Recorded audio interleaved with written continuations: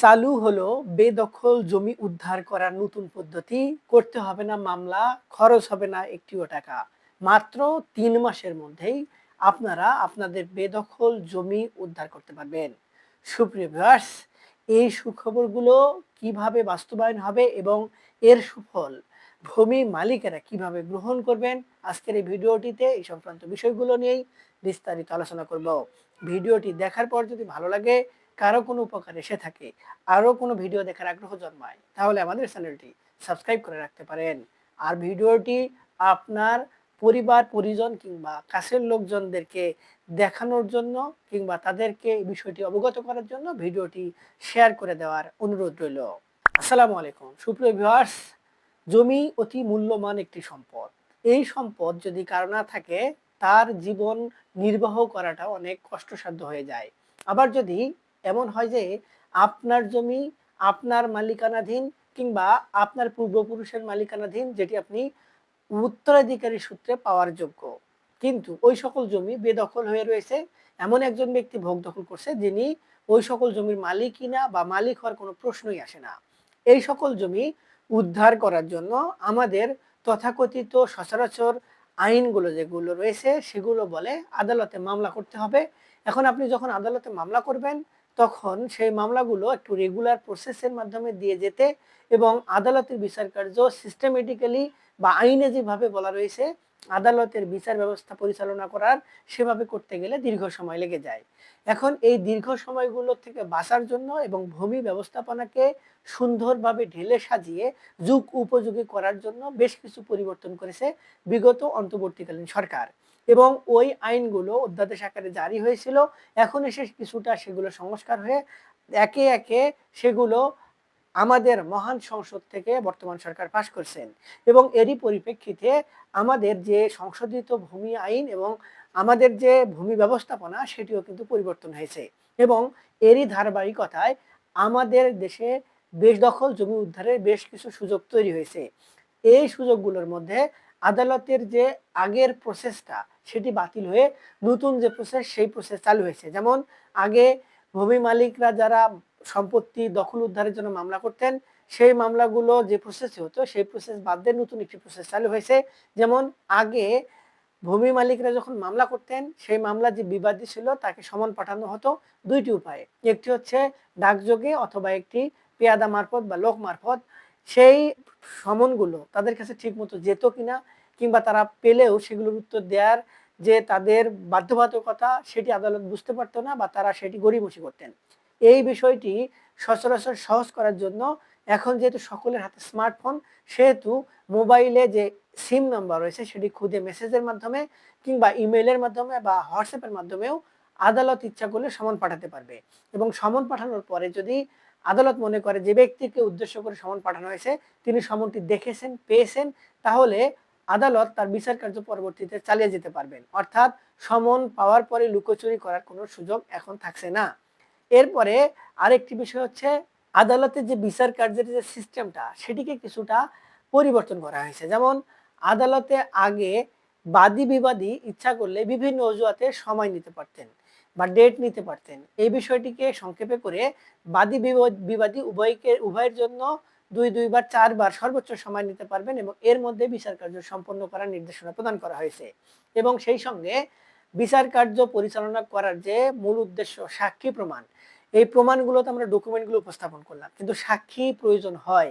মৌখিক সাক্ষীর ক্ষেত্রে সাক্ষ্যগণকে সরাসরি আদালতে উপস্থিত হয়ে কাঠগড়ায় দাঁড়িয়ে সাক্ষী দিতে হতো এবং সেটি লিপিবদ্ধ করা হতো। এতে দীর্ঘ সময় লেগে যেত এবং সাক্ষীদেরকে ঠিক সময়ে আদালতে উপস্থিত করা যেত না।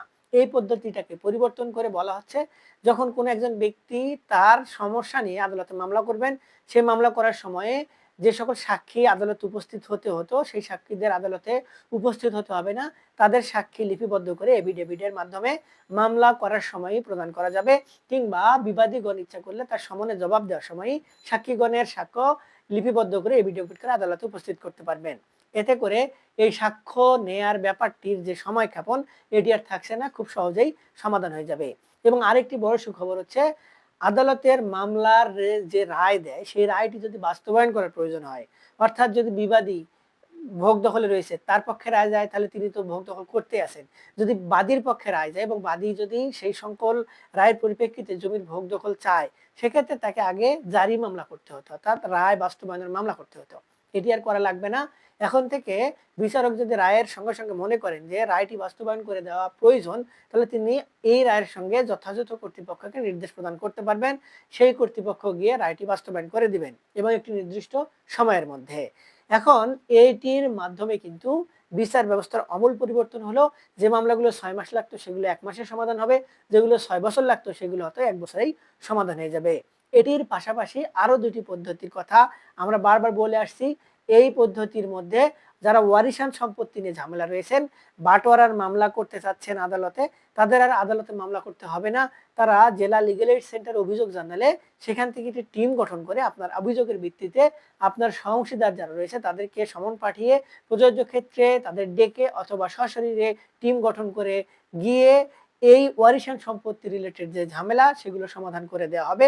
এবং যদি কোনো ওয়ারিশ বঞ্চিত হয় এবং তিনি যদি অভিযোগ জানায় তার যে সম্পত্তি দেয়া হচ্ছে না, সেই সম্পত্তি তার অংশ যদি তিনি পেয়ে থাকেন, তাহলে তার অংশটুকু কোথায় কিভাবে সেটি বুঝিয়ে দেওয়ার ব্যবস্থা গ্রহণ করা হবে। এতে করে ওয়ারিশান সম্পত্তি নিয়ে যে আদালতে মামলা করার ঝামেলা সেটি আর থাকছে না। এই লিগ্যাল এইড সেন্টারে কোনো টাকা ছাড়াই অভিযোগ জানালে সেখান থেকে বিষয়গুলো সমাধান করে দেওয়া হবে।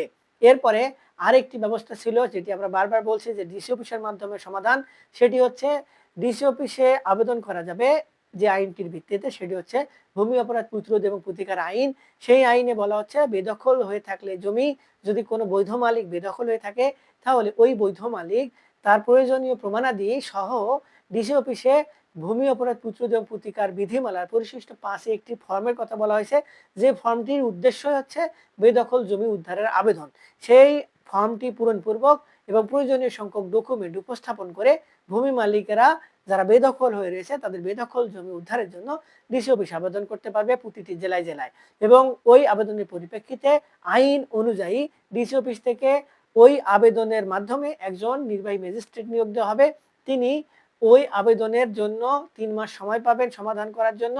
তিনি সরেজমিনে কিংবা তদন্ত করে বা যেভাবে পারেন সেই বিষয়টি বা অভিযোগটি যেটি রয়েছে সেটি আমলে নিয়ে তদন্ত করে একটি রিপোর্ট পেশ করবেন যে ব্যক্তি আবেদন করেছে সেই ব্যক্তি জমির আসল মালিক কিনা, তাকে ভোগ দখল বুঝিয়ে দেওয়া প্রয়োজন কিনা, যে ব্যক্তি জমির দখলে রয়েছে তিনি বৈধ মালিক কিনা বা অবৈধ মালিক কিনা, তাকে কি করা যায় এই বিষয়ে একটি রিপোর্ট প্রদান করা হবে। তারপর ডিসি অফিস থেকে পরবর্তী নির্দেশনা দেওয়া হবে যে আবেদনের গ্রহণযোগ্যতা কতটুকু বা আবেদনের পর সর্বশেষ পরিস্থিতি কি বা কি করা প্রয়োজন।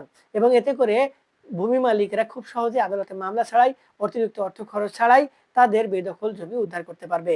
এবং এতে করে ভূমি মালিকরা আগে যে দীর্ঘ সময় লেগে যেত, হয়রানির মধ্যে তাদেরকে পড়তে হতো, এটি আর তাদের সম্মুখীন হতে হবে না। সুপ্রিয় ভিউয়ার্স, এই যে ৩টি এবং আরো কিছু পদ্ধতির কথা বলা হয়েছে, সেই পদ্ধতিগুলো কিন্তু বাস্তবায়ন হয়ে গেল এবং এগুলোর মাধ্যমে এখন থেকে ভূমি মালিকেরা খুব সহজেই তাদের বেদখল যেগুলো জমি হয়ে রয়েছে সেগুলো উদ্ধার করতে পারবেন। তাদের অতিরিক্ত কোনো অর্থ খরচ করতে হবে না, আদালতে অধিকাংশ ক্ষেত্রে মামলা করতে হবে না। যদি মামলাও করার প্রয়োজন হয় তাহলে সেগুলোতে আর বেশি সময় লাগবে না। সুপ্রিয় ভিউয়ার্স, আশা করি আপনারা ভিডিওর বিষয়বস্তু বুঝতে পেরেছেন এবং এই সকল বিষয়ের যে কোনো একটি গ্রহণ করতে গেলে সবথেকে বুদ্ধিমানের কাজ হবে আপনার ডকুমেন্ট যাচাই বাছাই থেকে শুরু করে যে কোনো পদক্ষেপ গ্রহণ করা, সকল বিষয় একজন আইনজীবীর হাতে ন্যস্ত করা এবং তার মাধ্যমে সকল বিষয়ে সুরাহা করা বা আইনজীবীদের পরামর্শ গ্রহণ করা। আমাদের থেকে যদি এই সংক্রান্ত বিষয় নিয়ে কোনো পরামর্শ বা সহযোগিতা নিতে চান, সেক্ষেত্রে আমাদের অভিজ্ঞ কনসালটেন্সি টিম রয়েছে, তারা আপনাদের সহযোগিতা করবে। এক্ষেত্রে আমাদের ভিডিওর নিচে আপনাদের কমেন্ট বক্স রয়েছে, সেখানে কমেন্টস করবেন।